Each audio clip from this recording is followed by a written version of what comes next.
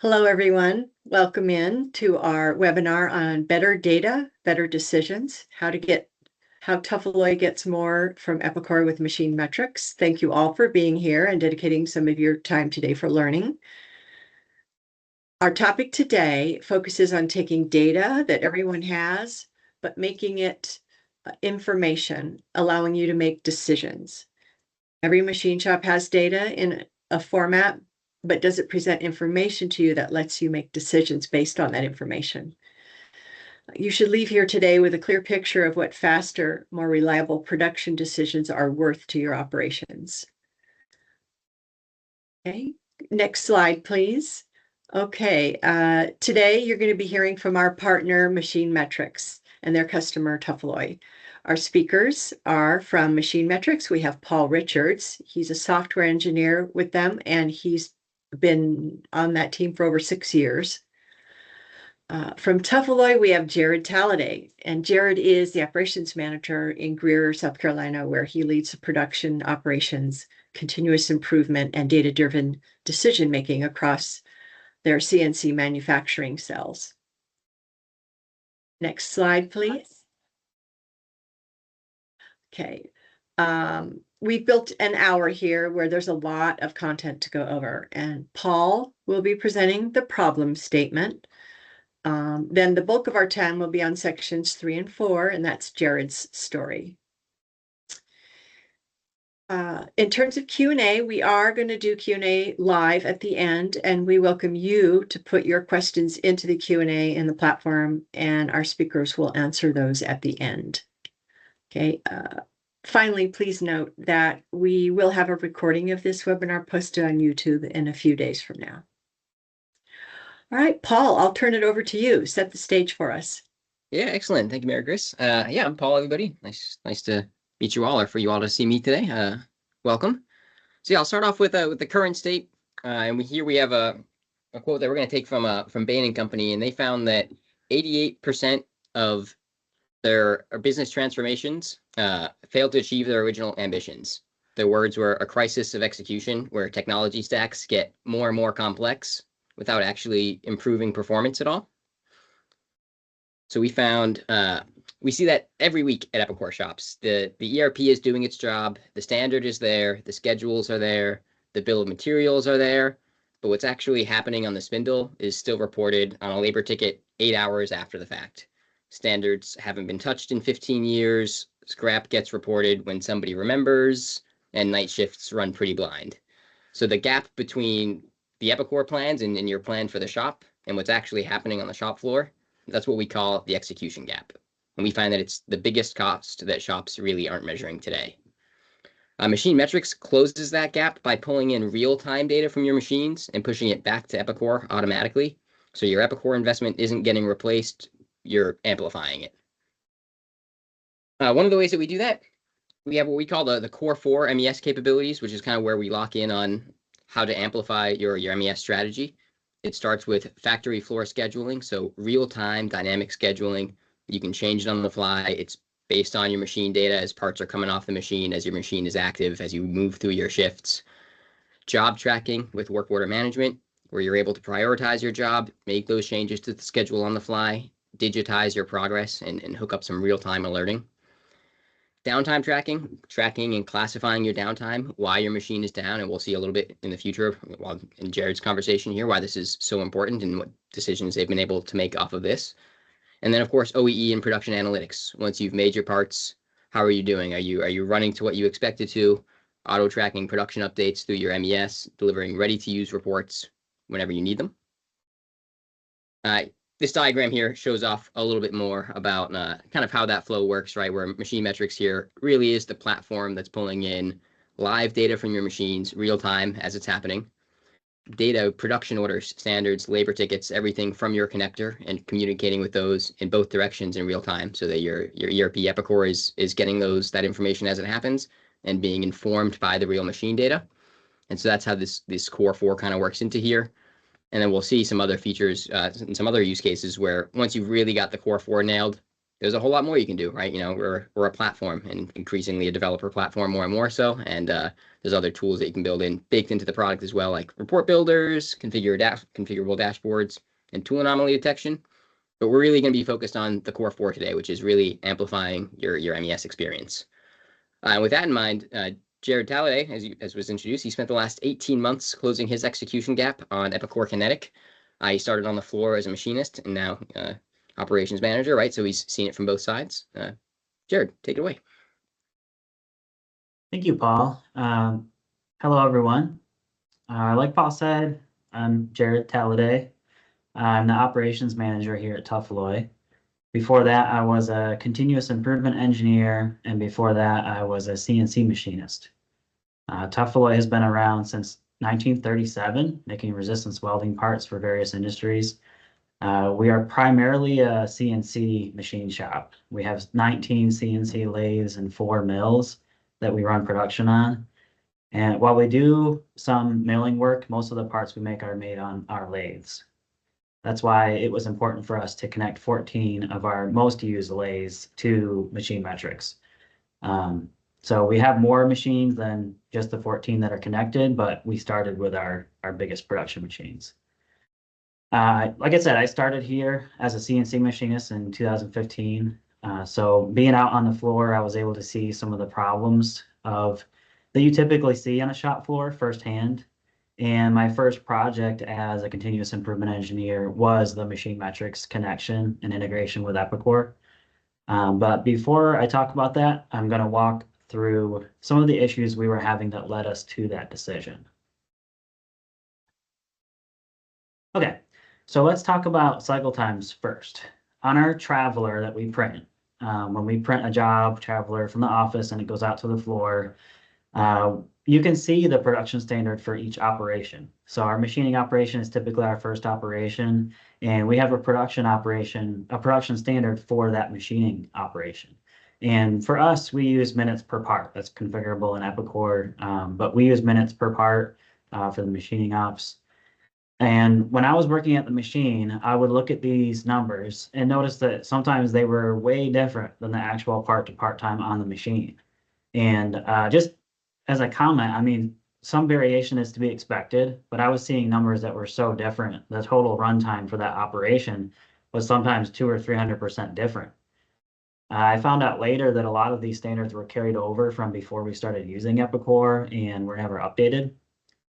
So I know there are manual solutions to this. Someone can stand at the machine with a stopwatch, which we did have one of our engineers do sometimes.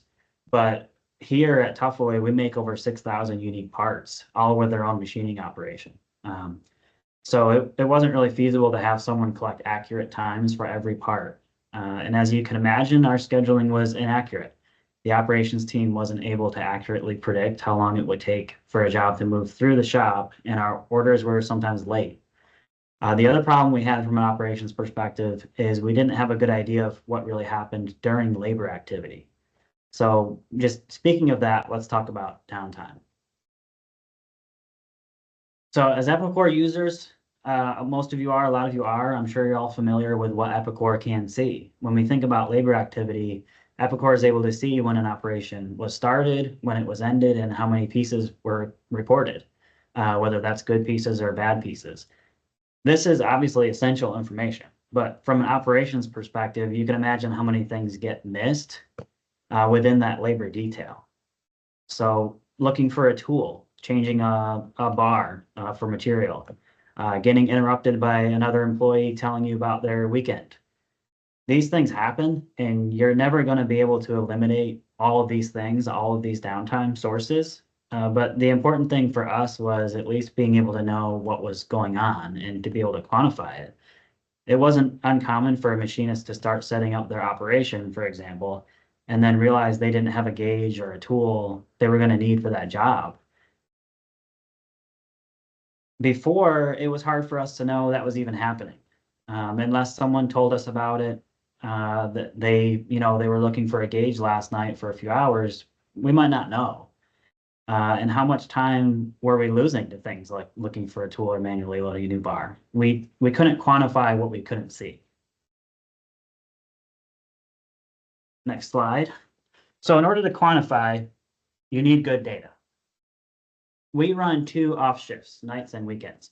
And historically in the past year, they have been understaffed, more like skeleton crews. We don't always have like a lead guy or someone who's kind of in a supervisory role. And I'm sure a lot of you are familiar with how that works. When it works, it's fine. But when it doesn't work, you end up with problems like machine downtime, unknown scrap parts, or even just machinist frustration.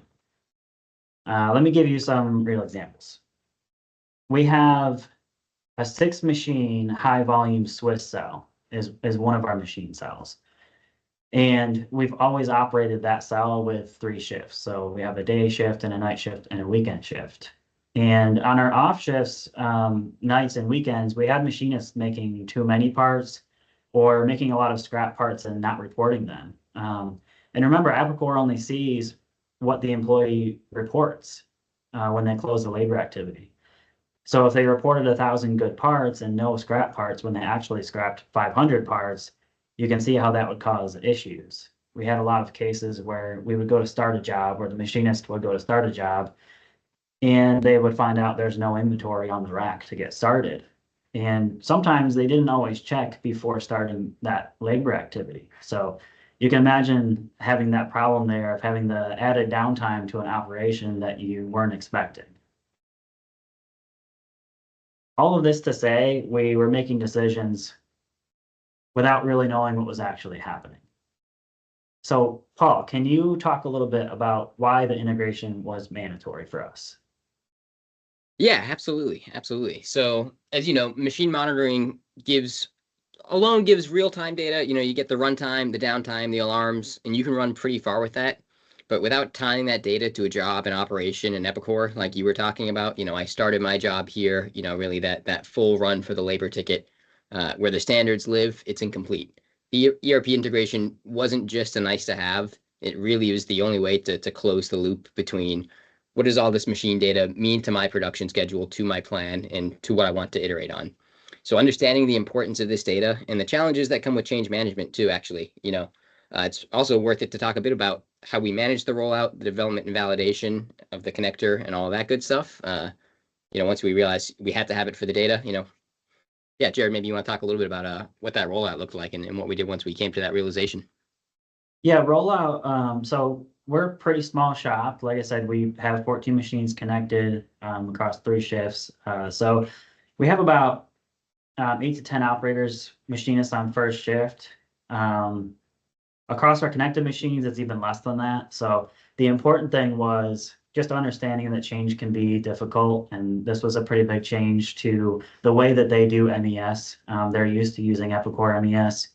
So what we did was we restricted it to 1 machinist, our more senior machinist, who typically struggles a little bit more than others as far as like computer use and technology. And we kind of figured if we can walk him through it and get him comfortable, it'll be a lot easier to get buy-in from everybody else.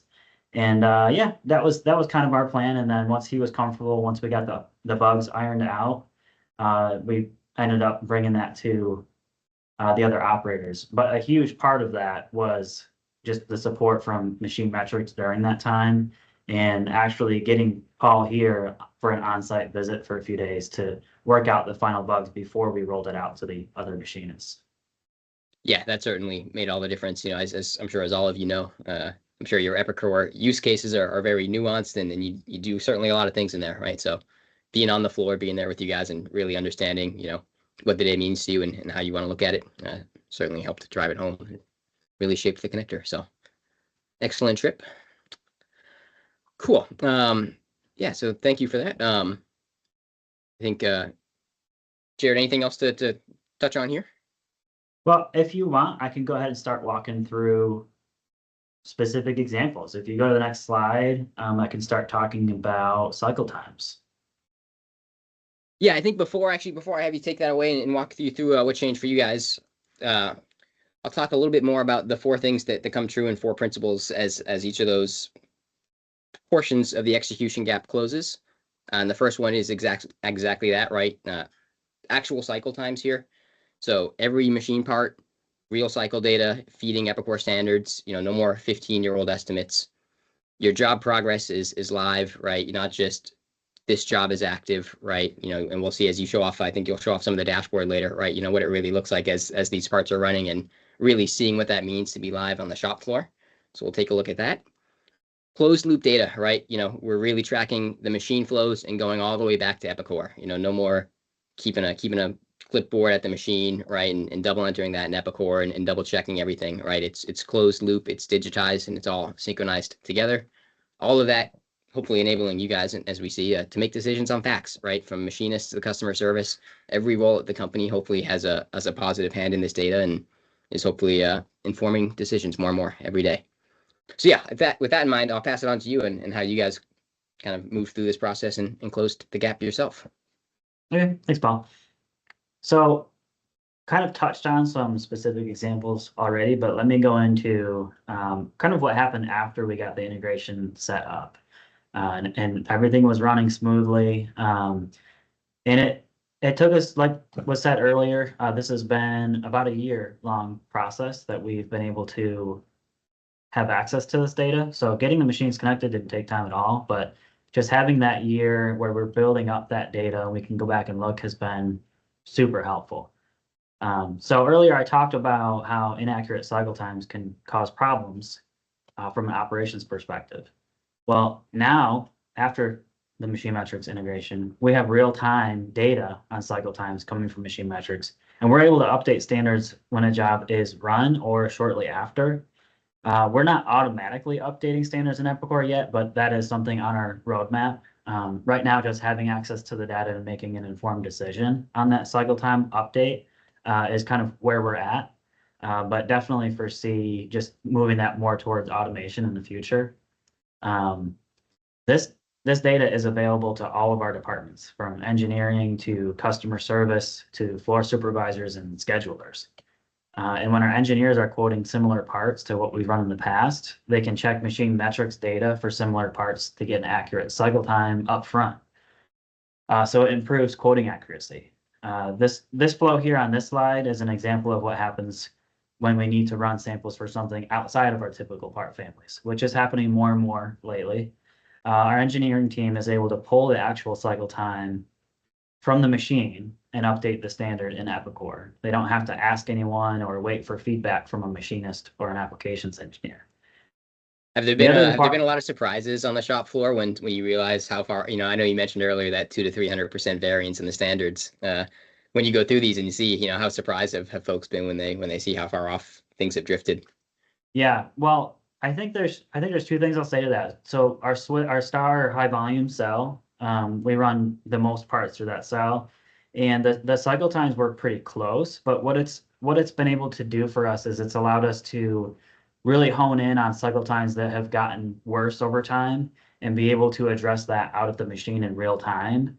Because MachineMetrics is putting that data in front of our face saying, this is running slower than expected. This is running slower than expected. So every day you can see that, and that helps us kind of keys us into, we need to address something at the machine now. Whereas before, it might be a week later, it might be a couple of weeks later at job closing where we see, oh, we were way off on this target, or our efficiency is way off. What happened? And the other thing I'll say is on other machine cells where we do a lot more changeovers and a lot more R&D, the variance was way higher. So we'd have parts that had a 12-minute per part, and they were running at 3.5 minutes. I've seen that. So yeah, it was pretty eye-opening for sure.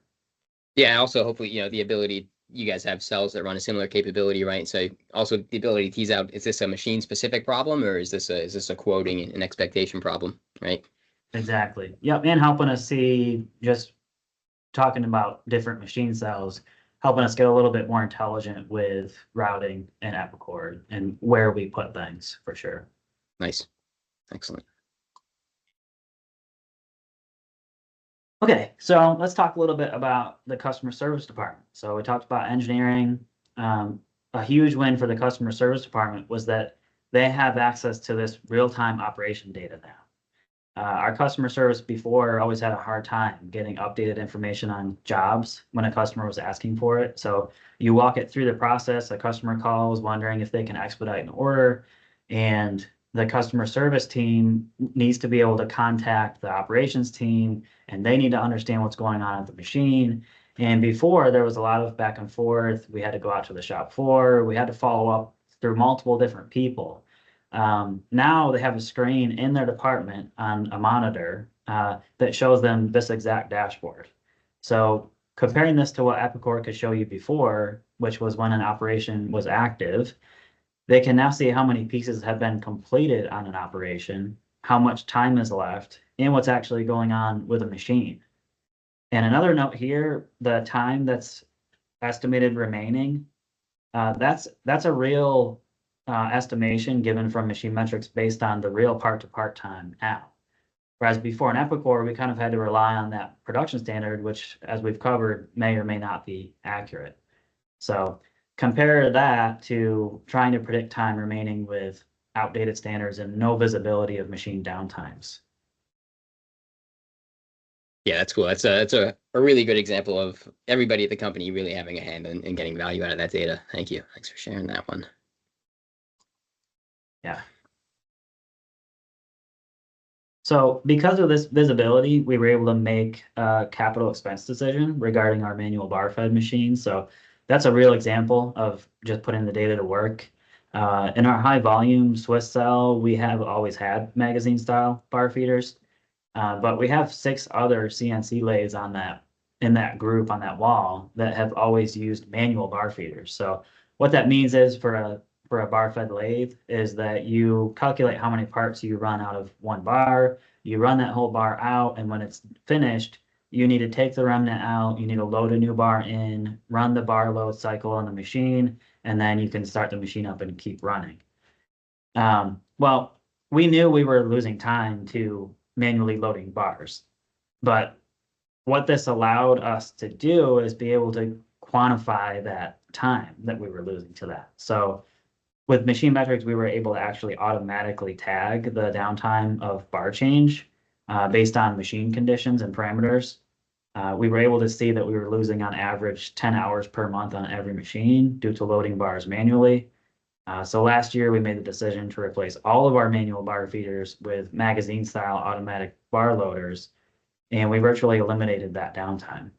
And it also opened the door to lights-out machining, which we couldn't do before.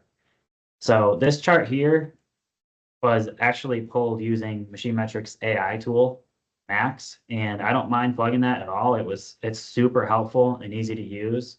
And I know as Epicor users, you've seen Prism, you're going to hear a ton about it at Insights.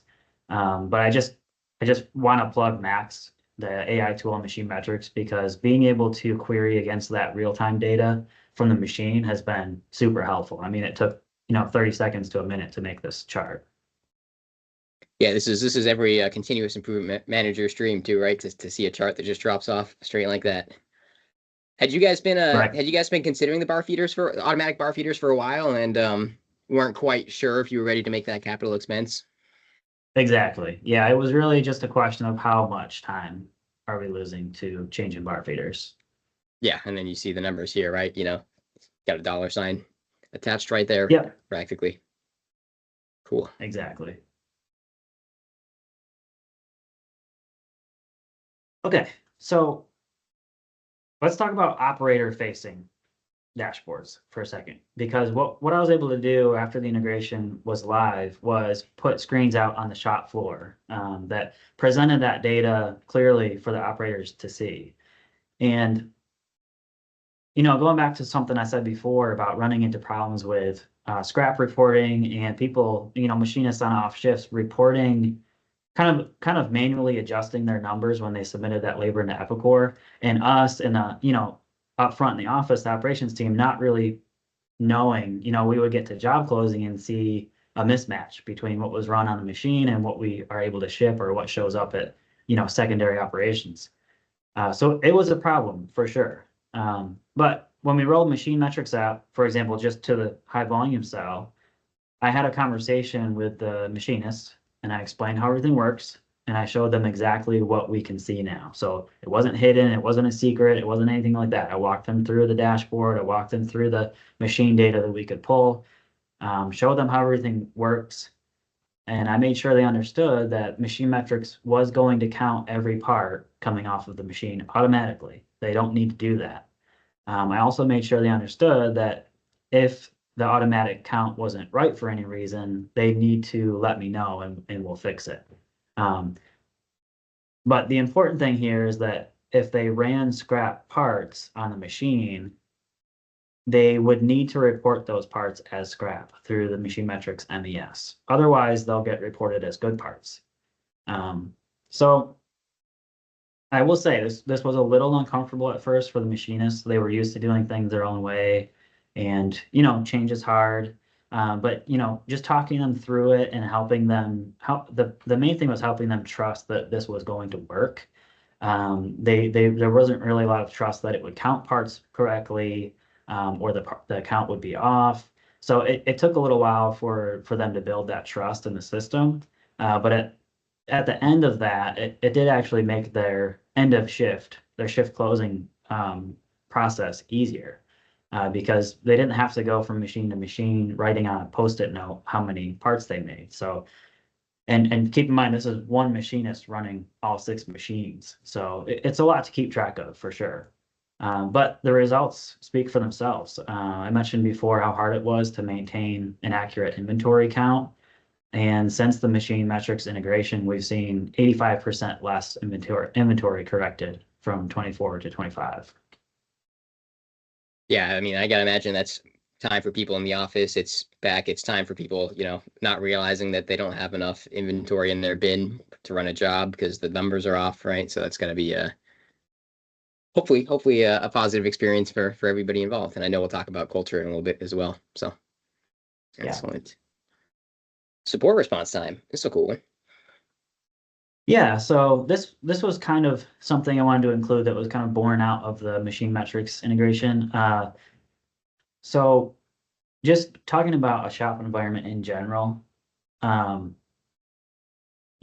who's worked in a shop environment knows how hard it can be to just communicate across departments, get your machinists the help they need when they need it, instead of them kind of relying on text here and there and not hearing back from someone and needing to text a different person this time than it was the last time. These are all problems that we've dealt with here for sure. So the workflow functionality inside MachineMetrics actually kind of unlocked automation that has helped our machinists communicate these needs faster and easier. Which is especially important for our off shifts. Like I said, we run a night shift and we run a weekend shift. And it's also helped our office staff answer those needs faster and with better communication. So our machinists have always needed to rely, like I said, on someone answering a text, phone call, and if no one was available to help, you're kind of on your own until the next day. So that's why I have next day on there. Very typical for you to be on night shift. I worked night shift for a long time. And if you run into a problem, if you can't figure it out yourself, you just kind of have to wait until the next day. So just think about the downtime that's lost because someone at night couldn't find the tool they needed, or they couldn't find the gauge that they needed. So basically now machinist requests are visible to the whole team. So they come through the workflow functionality MachineMetrics. They come to what we use as a Trello board for the automation. But you can use really any automation tool just for displaying the requests. But it basically gets everyone on the same page, from our applications engineers to our programmers, our buyer, planner. Everybody can see what the shop floor needs when they need it. So, and the biggest goal here was to improve communication across departments into the shop floor, but also improve trust. So we want the shop floor to be able to trust that they can rely on us, on all of the support people we have, to get them what they need as quick as possible. I'm curious, what have you found, and I think you mentioned a little bit the operator manually triggered workflow where they're able to go up to the tablet, but what have the most successful workflows been for you? I'll give one example that's my favorite because it's pretty new, and I think it's gonna really pay off. But just going back again to the Swiss high volume cell, you're running a lot of parts through these machines. It's one machinist running 6 machines. And we've historically had a big problem with quality in this area. Like I said, running scrap pieces and not knowing from an Epicor perspective, then they're just not getting reported. But kind of digging in, like after we saw the data and building that connection with the machinist, you start to kind of realize that a lot of these cases come down to they're just not sure. We run so many different parts, and there's everything from the visual finish on tapers and weld faces to needing the right gauge for a thread. There's a lot of quality requirements for our parts, and there's a lot happening all at once across 6 machines running 6 different parts usually. So what we found was that what they really needed was a way to get, they needed a way to raise a red flag when they had a quality issue right then in that moment. So the one that we've been using a good bit and getting people familiar with is just an NCR request workflow. And all they need to do is hit the button to request it. It's more helpful to us if they give us as much information as possible. But even if they don't give us any information, we can still automatically pull the machine, the operator, the current operation, and it kind of clues us into what's going on. And what it does is it gets someone out there within 30 minutes. So we're out there, we're taking a picture, we're having a conversation with that operator, and we can make the call as a quality team. Do we need to create an NCR for this? What needs to happen? Where do these parts need to go? And, compare that to before, where they would either just not get reported or they would get put in the bin off to the side that the operator thought, made sense to him in that moment. But then nobody else knows. It wasn't communicated in any way. So that has helped a ton, definitely. Nice. Love that. Less time making scrap, more time making good parts, right? Exactly. And it's clued us in too to training needs that we have, because if a machinist is not sure about something, that's a clue for us to kind of key in on some training. Like, okay, what documentation do we have for this? How can we explain this better? How do we make sure this is not an unclear situation next time? Yeah, that's actually probably a great segue for our next slide. I know you talked in the last slide a little bit about how the initial rollout was uncomfortable at first, right? The kind of big brother might be watching kind of spiel, right? And so now, yeah, let's jump into support and how that actually impacted company culture in a positive way. Yeah, so I want to make sure this is clear. It really was all about the culture shift.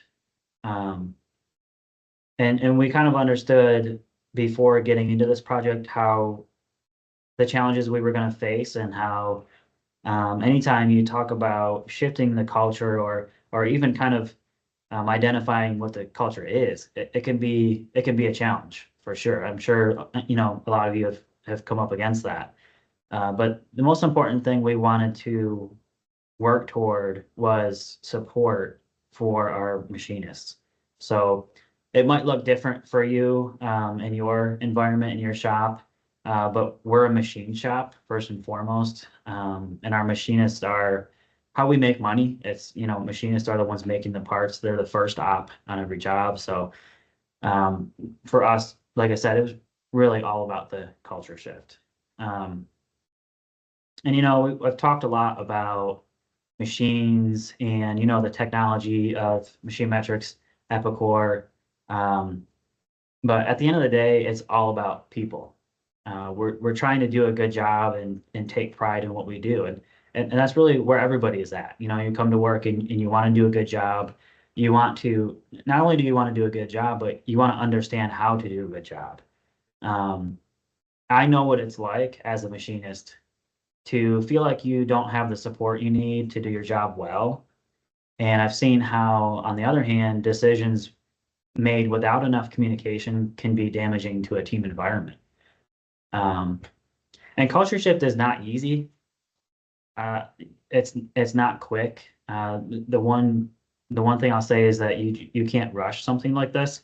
Sometimes the technology is easier. Getting the machines connected took a day. And seeing real-time data from the machine took a day, but building culture takes a long time. It's taken, 18 months of kind of starting this was probably about 18 months ago, having conversations out on the floor, talking to the machinist, kind of getting a beat on what they're comfortable with and what they're not comfortable with.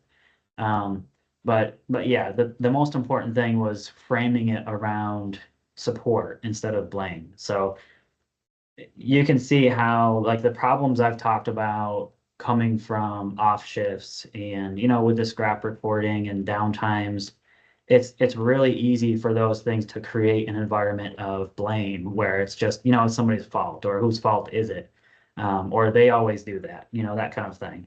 But we've been really making a conscious effort to shift more to support. So the question becomes like not whose fault is it, but what support do they need, and why didn't they get it? So and then the floor and office alignment is huge. I mean, just being on this side of things and having that experience of being out on the floor, being on off shifts, being around the people. It's a really good experience, and it just kind of highlights that how important the real-time information is, because we can gather around the real-time information. Those are the facts. We can talk about that. We can talk about how to move forward. But the goal is not to blame. It's to support the machinists. Yeah, there were two kind of big themes that stood out to me as far as why your rollout was so successful culturally, out on the floor, right? And you covered them both pretty well. One is the transparency, right? Talking to the operators, telling them like, here's what we're collecting, here's why, here's the problems, here's what we're trying to solve, right?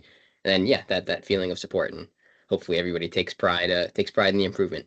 So love to hear that. Thank you. Yeah. Cool. So with that in mind, for those of you in the audience, right? What can you do this week? If you've been watching this and you've been inspired and thought, where is my execution gap? Maybe what am I missing on? Where's my automatic bar feeder and 10 hours per machine per month that I can pick back up and more, right? What can you do?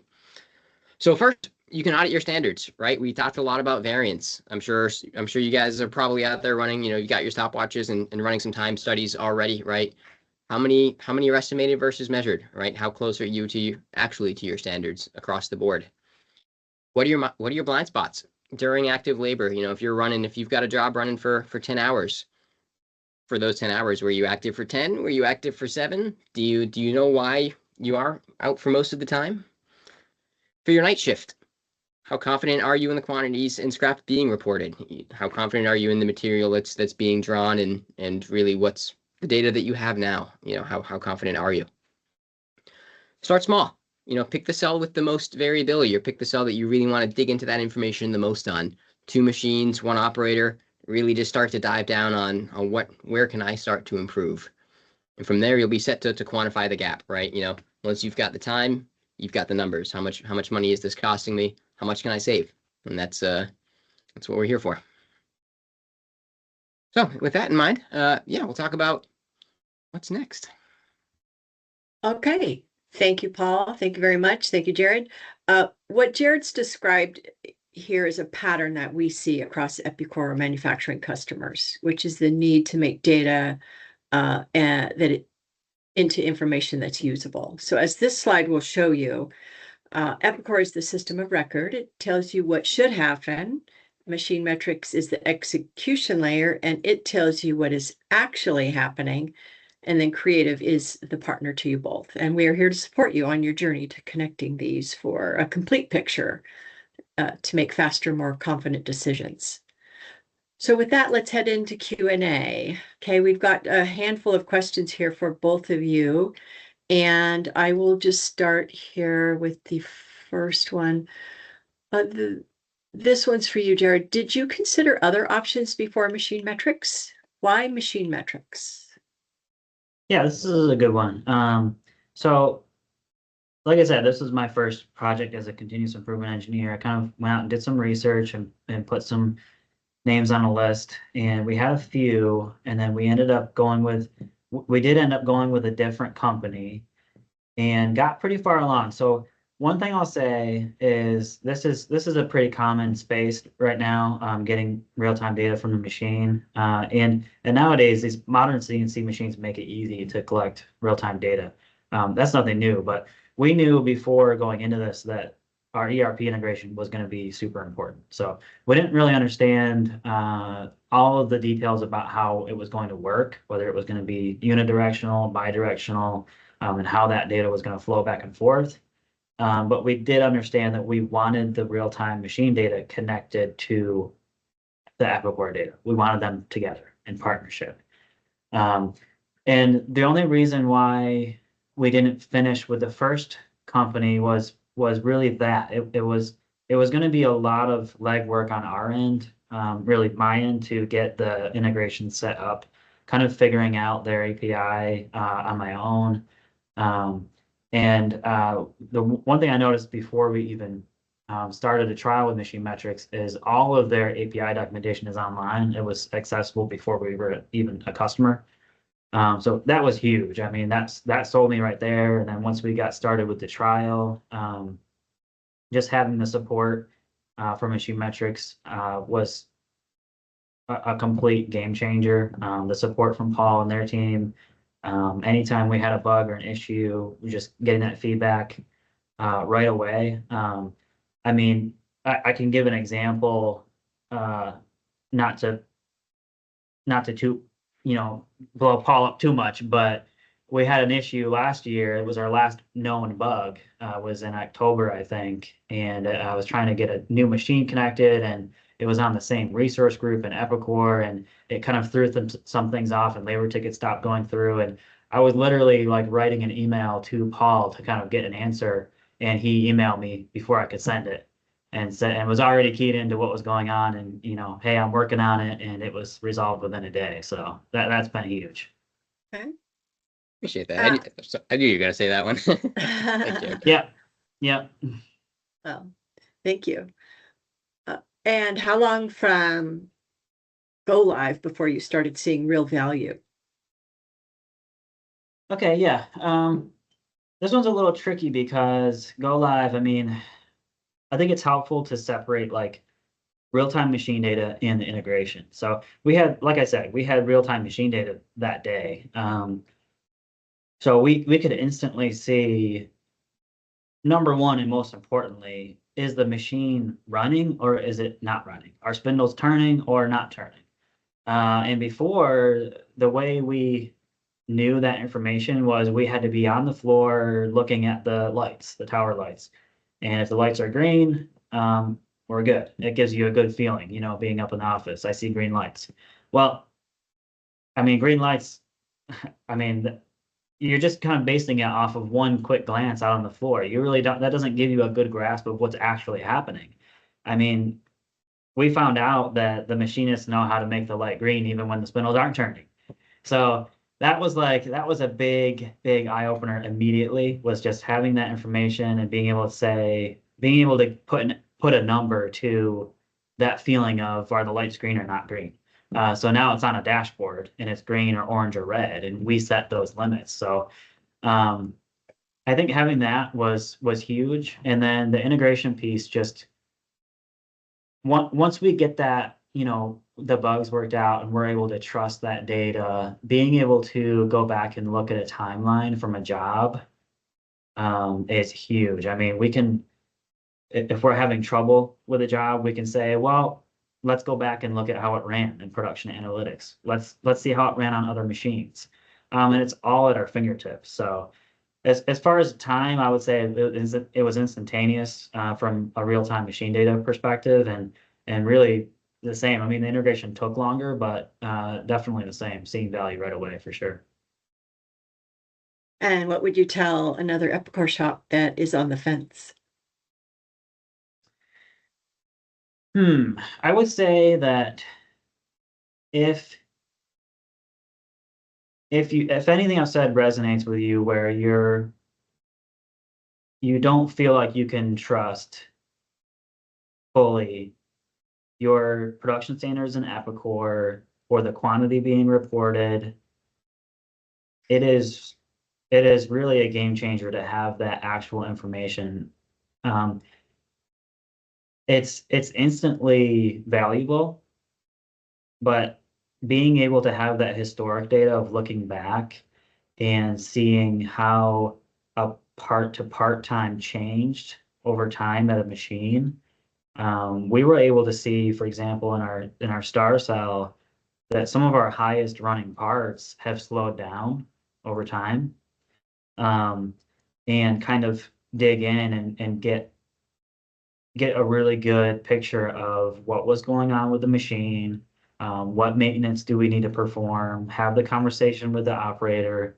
Whereas before, we might have caught it, we would see our efficiency take a dip, but we'd have to be looking for it, and we'd have to really be paying attention and know what we were looking for. And now it's all immediately visible. So it's right on the homepage of MachineMetrics. It shows us parts that have slowed down. We can go back and look at historic data. We can look at machine compared to other machines. So if you're running machines and you need accurate cycle times for scheduling, I mean, for us, our on-time delivery has improved. Our average days late has improved, has gone down. So that's been super helpful for us. You can see. And Paul, you might have more input on that just from the MachineMetrics side. I think you summed it up pretty great, right? Seeing what's going on with the jobs, seeing where your gaps are, and then in that historical reporting, right? Fantastic. Okay. Next question for you is, how did you get your team on board? Change management. Yeah, so we talked a little bit about this already, but it's super important. Any big like continuous improvement project really kind of depends on buy-in. You have to have buy-in from people, or it's just not going to make it. I mean, the stat that Paul shared in the very beginning, that's a huge part of that. I mean, if you have people that aren't into what's going on, or they just don't have buy-in, you might not even know is a big thing to say, because people, especially out on the shop floor, generally more quiet. Like they just want to come in, they want to do their work, just like we all do. You just want to get your job done, you want to do a good job, and it's not nearly as important to them as it is to you. I mean, a project like this, but I think the important thing is just kind of showing what's in it for them. And for that, I'll say just the big word, the big thing, just talking about that culture shift is support. Nobody likes to be looking for a tool for 2 hours. They want to get their job done. They want to get their work done. So framing it that way and just saying like, yeah, I get why you're uncomfortable. It's a little big brothery. Like we see everything now. We see every part coming off the machine, but like the goal of all of this is to support you doing your job. We want to get your numbers up. We want you to improve as a person. Like we want you to improve as a machinist. It's gonna kind of key us into training needs we might have. Like that's happening now currently. So I think it's a win for everybody, but I think you have to kind of frame it that way. Like we're in this together and we all want to do a good job. Good information. Thank you. Next question is, do you need to install equipment in the manufacturing machine? Do you have to work with machine manufacturers to deploy this solution? Paul, you want to take that one? Yeah, I'll say for the most part, that depends on the machine, and for the most part, very much no. Like Jared said earlier, most modern machines have data coming off of them that is supported, that we read off directly. Even in those rarer cases, we have IO adapters and lab jacks and things that we can deploy. But for the most part, the machine gives us all of the data that we need and a whole lot more. There's a lot coming off of the machines. And then as far as the connector itself, we send out an edge device, or customers sometimes set up their own virtual edge device to host our software and manage the connection to MachineMetrics from within their network. We very easily deploy the connector there. So you don't need to really install anything to get, for MachineMetrics. Get your device, get your machines connected to the internet, and we'll be able to read off of them. And for the connector, we deploy in-house. There's nothing that really you need to think about when it comes to getting that stuff running. Yeah. Okay. Hope that was your experience, Jared. Yep. Great. Couple more here. Tell me a bit about the ease or difficulty in the setup to begin the training? Can the MachineMetrics be set up in an Epicor pilot environment and at the same time as the live or production environment? Yeah, this is a great question. Definitely. We used pilot for a while. I mean, it was a few months, I think we were in pilot. So I was testing on my end in pilot, since this was kind of my project. You do need somebody really committed to this to make sure everything looks right in pilot. Make sure the labor tickets are right. Make sure your start time and stop time is correct. Your quantity is correct. All the time, not just once. Just watch it with one. That was another reason why we wanted to limit it to one machinist, because I wanted to kind of have a really detailed look at every labor transaction that was coming into Epicor. Set up reporting, set up some automation in Epicor to help you if you need to, but yeah, do everything in pilot. It helps a ton, and then you can move it. You can move it to live with one machine. You can move it to live with all machines. But yeah, definitely pilot is the way to go. And then on Paul's end, Paul, you can speak to this, but I know Paul had a test environment as well, just from the MachineMetrics side, where he could send labor tickets from the MachineMetrics MES and have it be completely isolated from our production environment. Yeah, exactly. And you hit the nail on the head there, Jared. Is, you know, we've deployed the Epicor connector all over the world now, and I still always recommend a sandbox environment. You know, if you've got one, really see what your data looks like. Gives you a chance to play around with the user experience too, and show the operators an experience that's very real. And if you do happen to be running in production at the same time, like Jared mentioned, we have tools for spinning up extra sites. We can simulate machines. We can connect machines. So a whole host of options when it comes to getting sandbox tested and validated.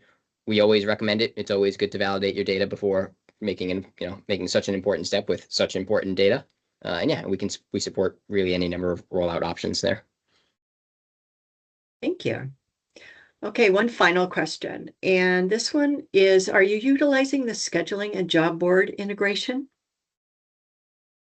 Yeah, so what I'll say to that, well, let me describe kind of how we do things first. Okay. We send out, so for our machine cells, we have, across our connection machines, we have a group of 6, and then we have 3 cells of machine pairs. Well, 4 more cells of machine pairs. And for each pair, we have a machinist running both machines.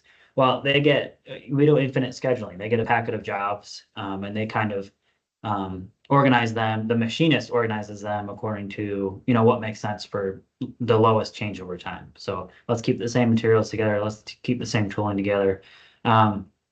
So that's historically how we've always done things, and we are still doing things that way. But I will say we are using the scheduling and job board integration. Yes, I'm using scheduling MachineMetrics. Our scheduler is not really using it yet. He's just bringing jobs to the floor. But the one thing I'll say about the job scheduling in MachineMetrics is that what you gain from it is it gives the machinist a clear picture of what to do next. And our big goal over the next year or so is to kind of create more intelligent scheduling around the limiting changeover times. And the MachineMetrics scheduling board is a really helpful tool when it comes to that, because what it allows you to do is it allows you to drag and drop in the order you want the machinist to complete the work. And then when they go to start the job on their MachineMetrics MES, it's just a very clean, tiled view of what jobs to do next. And so I would say we are using it, but not in like a production way. It's more of like testing it out and seeing kind of how to fit it in our current operations right now. But have plans to use it continually in the future. Yeah. Great answer.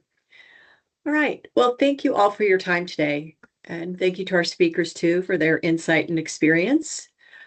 We are all going to be at Insights May 18 to 21 next month in Nashville. MachineMetrics will be at booth all week, booth 19. Please come by.